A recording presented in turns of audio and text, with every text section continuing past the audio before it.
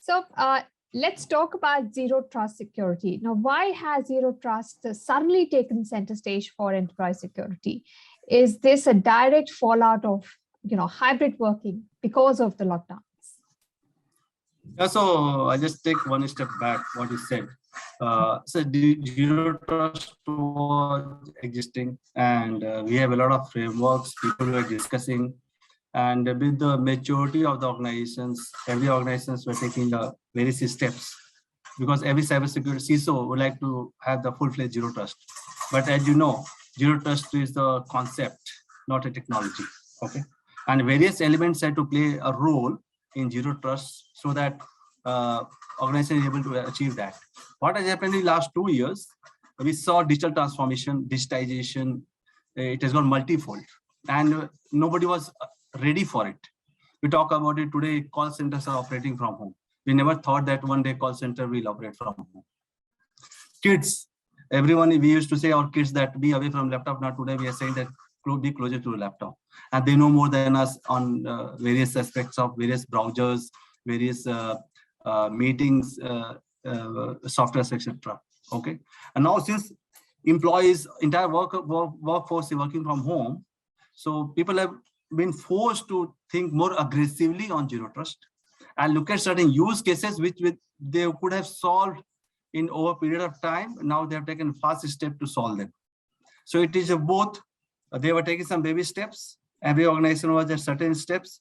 The last 2 years has pushed everyone to think out of the box, to adopt certain things which will protect your data, because employees are accessing your data from their home. And at times, a lot of people are accessing your data, organization data, from personal assets. And that is where the zero trust philosophy comes into play. Your third party is operating, providing services all of a sudden from their own assets. Then zero trust makes sense. And zero trust, as a philosophy, it talks about you're not trusting anybody. Traditionally, what we used to do, we used to trust our employees, our endpoint. They are working from organizations. So trust and verify, that is no longer is the best model. So zero trust talks about you verify every user, every device, and based on the current user portfolio, user status from the vulnerability perspective and device patch perspective, and what kind of access he has, and do the on-the-fly context-aware analysis, and then you provide him the access. It's not very easy to achieve. It's a multi-year project itself.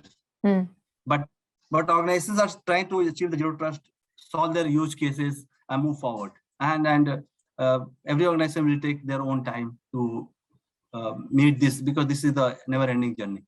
No, definitely. This is a never-ending journey. It's a philosophy, like you mentioned to us. But why are organizations setting up? Is it because the number of people going online has increased? Is it because more companies undergoing digital transformation is more complex? Is it because there's more cybersecurity risk? And why zero trust when you have VPN, when you have other methods of protecting or securing yourself from cyber attacks? Why zero trust? It's a journey and it's not an easy one. Why? Yeah.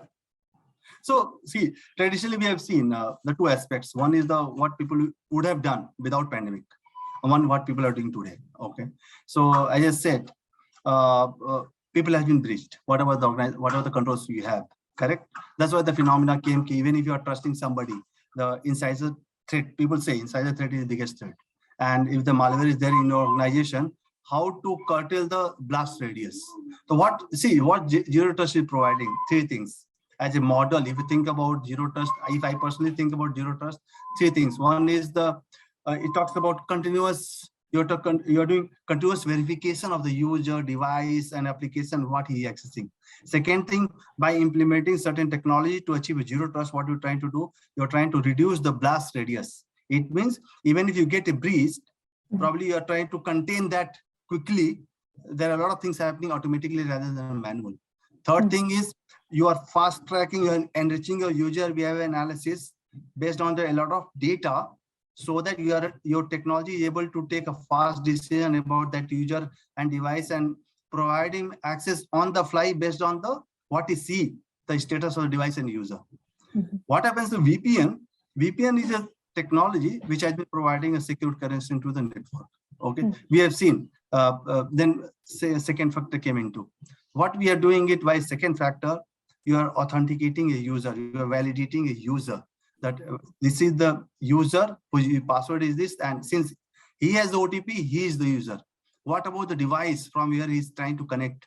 How will validate that? Then posture assessment came into play, right? Now you saw during pandemic, a lot of VPN connections are happening from personal assets. And this is allowed from the organization itself because people could not ship the laptops and desktop to home. Then it came out, okay, now his personal machine is supposed infected. What happens? Because once you connect via VPN, your machine becomes naturally part of your network. Then VDI concept came into. A lot of zero trust based solutions came into, right? So that people trying to solve two problems by adopting zero trust. If talk about today's environment, proliferation. Okay, and then you give them a right, say some assurance that probably things are going well and people feel confident, and then you are in that journey. Right. So, theoretically, this makes a lot of sense. You're re-verifying the users, especially your employees. But why would you not trust login from your employees, whether they use their own personal device or otherwise? Because, sometimes not having full access to the entire network, the corporate network, it leads to delays and hampers productivity. So why this mistrust? Yeah, so it's a very, very right question. So what happens, you have to strike a balance between your operational and security. Okay, it depends upon which industry your business is. Okay, you talk about the level of exposure of your industry, your business in that industry. If it is, you need to gauge that, and thereafter you have to apply certain controls. You need to take the users along with you. They should understand what is zero trust. Okay, and that, as I said, if you are bringing too much of friction in between, probably it will fail. That's why people are very cautious. They're taking baby steps to journey towards zero trust rather than implementing everything in one go. And people have their own roadmap to address certain cybersecurity risks, and that is how they are moving towards zero trust. As I said, one may not achieve a zero trust ever because it's always a journey. Because things are changing, landscape is changing, threat landscape is changing, behavior is changing, BIOD, a bunch of things are happening on the fly. Correct? Right. Yeah. So, you said that it's a journey, and people, companies, organizations are taking their steps to, in the philosophy of zero trust. But zero trust is based on identity and context. Now, how do you define this context? Because you will lay down your rules, right? You will lay down how the authentication will work. So is there flexibility to change this context during the course of business as well? Yeah, so see, as I said, zero trust is based on three elements. You want to verify always. You want to reduce the attack surface or blast radius. Third is you want to have context aware. That's what your question is. So the context awareness, the user behavior, a bunch of other things, and which are where the policy engine is going to work upon, right? It has to mature over a period of time. Initially, you'll find a lot of false positives because your entire ecosystem may not be ready for the zero trust. You need to keep refining this, keep fine-tuning it based on your use cases, and probably organization will realize if these are coming down and probably your false negatives are very less, you are on the right track. However, on the case-to-case basis, every organization, every system, no matter what you implement, it will have an exception policy. Correct? And you need to define those policy and procedures together. That's why I personally, I'm a great fan of, I keep telling people, process, and technology has to complement each other. Otherwise, you implement best of the technology and you do not have people to manage it, do not have skills to manage it. Or if you have top of the skilled people, top of the technology, but you don't have processes around it, it will fail.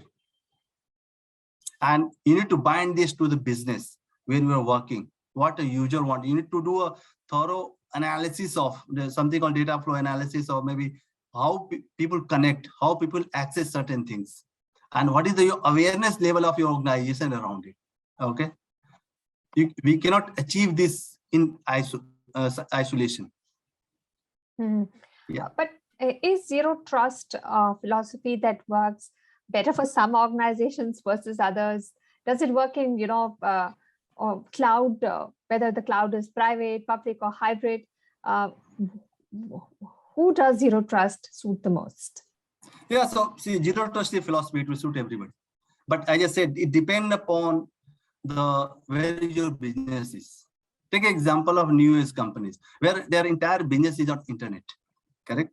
And now you have a production environment on it, exposed to the entire world. Their exposure factor is very, very high. You at the same time take example of certain industry, their core business is not on internet. Okay, so the speed of rigor of implementing certain things will differ. The use cases will differ, but zero trust as a philosophy is applicable to each and every organization, and depend upon the depth, amount of things you want to check during your course of action of revalidation, verification, authentication, authorization. It depends on organization to organization. I will give a simple example. Certain organizations today, they provide a VPN. They are happy with the second factor. Certain organizations, they went one step ahead. What they did, they want to username and password, OTP, and then they want to verify the asset. It means they do the posture assessment. So what they did one parameter. I'll check one parameter whether this asset has got that parameter or not. Certain organizations went ahead. They're checking 3 parameters in that asset. So it depends upon the kind of business you are, the person who is coming in, what kind of access he is requesting for, and then you up level. In zero trust, you take a decision on the fly. Okay, it's not that somebody user A access to have application B as an admin label, but when he is requesting now, his current situation demands that he cannot be given admin access. He might be given a normal local user access. That is zero trust. And in pandemic, the people talk about zero trust. Zero trust pandemic was a typical example of zero trust, where you every time you go everywhere, you have to put on a mask, you have to sanitize your hands every time. Even if you know somebody, even if you know your father, your mother, nobody touching anybody from outside, you have to sanitize, then only somebody will touch you, right? You're not and everybody anybody. Did it. Yeah, everybody did it. Everybody did it. So pandemic had taught us one thing is what is zero trust. A natural way, organic way. You go to hospital, you trust the doctor, you do something for my patient because you trust, because you cannot test. Correct. So right. So it's a journey, and yeah. So Ambarish, how does the user experience get affected because of zero trust? Yeah, so as I said, initially organization has to plan it very well. Okay, it's a multi-year journey. So you're taking your users, employees along with you. They understand what is the importance of cybersecurity. That's why I think many years somebody says cybersecurity is everyone's responsibility, right? So not by saying that, people should feel that he is the data owner, and whatever we are doing it to ensure that our data is secure, and they know unauthorized access to our data, no unauthorized modification. That's why these things are being done. Once they understood this, correct, thereafter you take any step, they will be with you. But if you take some steps in isolation, you take any security initiative, you will feel a pinch. And then initially, as I said, it will mature over a period of time, because I said initially there could be a lot of false positive. Okay, it happens in any technology deployments. Here, bunch of technology are going to talk to each other. There itself is a complexity. Okay, how to simplify it to the user? See, as a user, I need not to bother about whether it's zero trust or nothing is there. Correct. If I'm asking for the access, I should have an access. But if I am denied, I should know why I was denied. So that is where the awareness comes into play. Correct. Like suppose somebody log into an application and his laptop is not connected to a network for many months. Suddenly he is planning for access. Naturally, some technology will, which you deploy, detect that your laptop is not up to the patch level. which is the minimum patch level we have defined. In that case, what decision, what access he will be given, that has to be told to the people, right? Probably you may face certain issue because you are doing something else, and probably there is some condition is met, so that you as a user need not to get frustrated. Here is the way you can go to meet somebody who will solve your problem. Is this how you sensitize the workforce to be more amenable to zero trust? Is there anything else also involved in sensitizing the workforce towards zero trust? Yeah, so if I want to talk about awareness program for the employees, right? You need to talk about each and every element. You start from the what is CIA, and then you build upon what is phishing, wishing, bunch of things, right? Then you talk about zero trust. Okay, then they understand why so many people are talking today on zero trust. You talk about zero trust is not about whatever you are learning. It is not for the only organization, it is for personal gain also. But today, you can, if you have cyber awareness, correct, you can educate your wife, your kids, because they are online. Right. And you can avoid a lot of frauds happening at personal front also. That's why you see a lot of employees are very eager to know about cybersecurity. And at times, certain employees get frustrated because they see as a roadblock, because they see these guys have come, so they will put something else. I'll not have access. So probably that always be there. You have to keep striving for. You have to keep your awareness program on various means, e-module, awareness emails, workshops, bunch of leadership talks, etc. So that you're trying to reach out to each and every user at every level and make them understand. First, they should make them understand at a high level rather than a technical level. They will not understand technology. Okay, they will understand what is there in for me. Why you're talking about zero trust? What is benefit to me, right? Why it is beneficial to me? Once they understand that, probably they will get along with you. They will become partner to you, rather than they become probably adversaries or on the other side. Yeah. And Ambarish, time and again said that this works on the fly. So I'm trying to understand how much manual intervention is required in establishing a zero trust infrastructure. Can this be completely automated? What are the options? So, see, ideally, zero trust philosophy, whatever is NIST cybersecurity framework 800207 or anybody, okay, they're talking about. See, if it is automated, your job becomes seamless. Okay, but everything cannot be automated. That's why I said it depends upon how much automation, how much manual. It depends upon which part of journey in the cybersecurity you are in. Okay, and how much probably it requires a lot of budget also to implement this. Correct. So and that's why I said which industry you are in and how much money you can spend on it. And do you want to have end-to-end zero trust, and you want to put it into a bucket and thereafter connect them dots together? But ideally, we like to have automated so that all decisions are automated, and probably there is no manual intervention. There is no person who is taking a decision. Yes, that makes a lot of sense. So in the end, Ambarish, what's your advice to IT teams looking to secure their networks in the coming years? Whether work remains hybrid or in office, and which industries or types of organizations should perhaps move a little quicker in this zero trust philosophy? Yeah, so I keep telling, and I'll say again, stick to the basics. So look at your network segmentation, network security, firewall rules, review them. Look at, don't look at security in silo. Look at people, process, and technology. Okay, first thing. Second thing, all are accessing data. Who are those persons? It means your employees, third party, who all contract employees, etc. How they are accessing, secure them. Look at those high risk items first. Improve your VPN related security, your gateway related security.